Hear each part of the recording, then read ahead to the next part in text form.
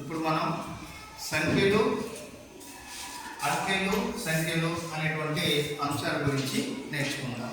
మనం లేచిన దగ్గర నుంచి పడుకునేంత వరకు మనకు అనేక రకాలైన అవసరాల్లో ఉపయోగపడేటువంటివి గణితం. ఆ గణితాన్ని నేర్చుకోవడానికి ఒక రకమైనటువంటి సంఖ్యల్ని, గుర్తుల్ని ఏర్పరచుకున్నాం. ఆ గుర్తుల ద్వారా నెంబర్స్ని అంటే అంకెల్ని, సంఖ్యల్ని రాసుకోగలుగుతున్నాం. ఆ న్యూమరికల్ వాటికి సంబంధించినటువంటి సంఖ్యలు ఏంటంటే 0, 1, 2, 3, 4, 5, 6, 7, 8, 9 అనేటువంటి గుర్తుల్ని మన గణిత అవసరాల కోసం ఏర్పరచుకోవడం జరిగింది. మిగతా తర్వాత వచ్చేటువంటి నెంబర్స్ ఏవైనా కూడా వీటి పరంపరలోనే వీటిని ఉపయోగించుకుంటూనే నెంబర్స్ను వాడుకోవడం అనేది జరుగుతూ ఉంటుంది. అయితే కనుక ఇక్కడ మనకు ఒక సమస్య వచ్చేసింది. అంకెలు, సంఖ్యలు.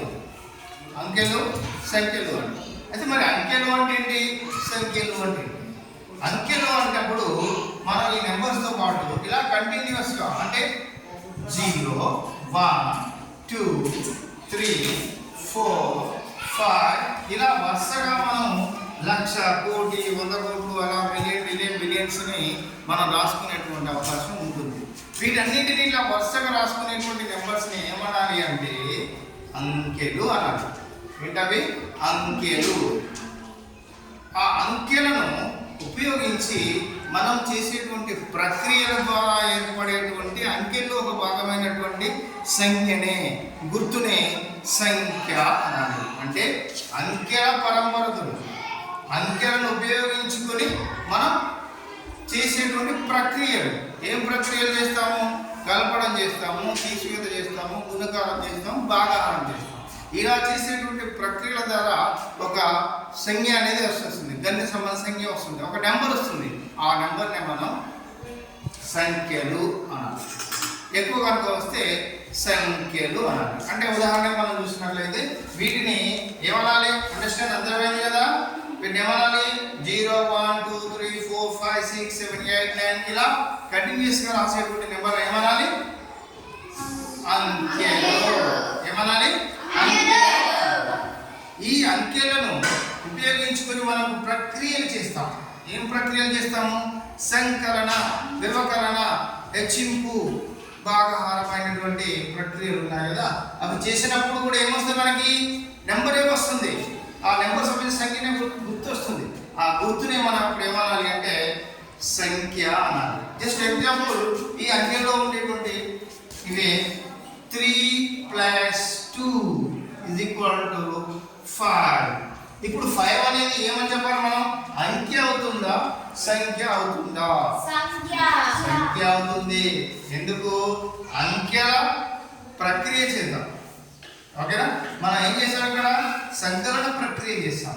సంకలన ప్రక్రియ ద్వారా మనకు 5 అనేది ఒక గణిత సంఖ్య అనేది ఏర్పడింది, గణిత సంబంధ సంఖ్య ఏర్పడింది. ఈ గణిత సంబంధ సంఖ్య అనేది 5. కాబట్టి ఈ 5 కూడా ఏంటది? అంకెలలో ఒకటే, కానీ దీన్ని ఏమని పిలవాలి? మనం సంఖ్య అని పిలవాలి. ఓకేనా? ఓకే చెప్పారు, అర్థమైనట్టేనా? అంకెలు, సంఖ్యలు. యాక్చువల్గా మనం అంకెలను రాయటానికి ఎన్ని ప్రామాణికంగా వాడుకుంటాం? మనం ఎన్ని నెంబర్లు వాడతాం? ఎన్ని గణిత సంఖ్యలు వాడుకుంటాం? 0 నుంచి 9 వరకు మాత్రమే వాడుకుంటాం. పిల్లలకి ఎటువంటి నెంబర్ చెప్పాలన్నా కూడా ఎంతవరకు అవసరమవుతుంది? 0 నుంచి 9 వరకే అవుతుంది. ఇంక మిగతా ఎక్కర్లేవా అని చెప్పాల్సిన అవసరం లేదా? నేర్వాల్సిన అవసరం లేదా? అవసరం లేదు. ఎందుకు అంటే మనం 10 రాయాలనుకో, అప్పుడు ఏం చేస్తాం? మనం ఈ నెంబర్స్లో ఉండేటువంటి 1ని 0 కలిపి రాస్తే ఏమొస్తుంది? 10 వస్తుంది. 1 డబుల్ సార్ రాస్తే 11 వస్తుంది. అలా మనం ఏది సంఖ్య రాయాలన్నా, ఏది తయారు చేయాలన్నా వచ్చేది ఈ నెంబర్స్ని 0 to 9 నెంబర్స్ వాడుకొని మనం చేసేటువంటి ప్రయత్నం ఏది ఏ నెంబర్ అయినా రాయవచ్చు. అంటే ఇక్కడ మనకి గణిత సంఖ్యలు ఎన్ని అని చెప్పవచ్చు?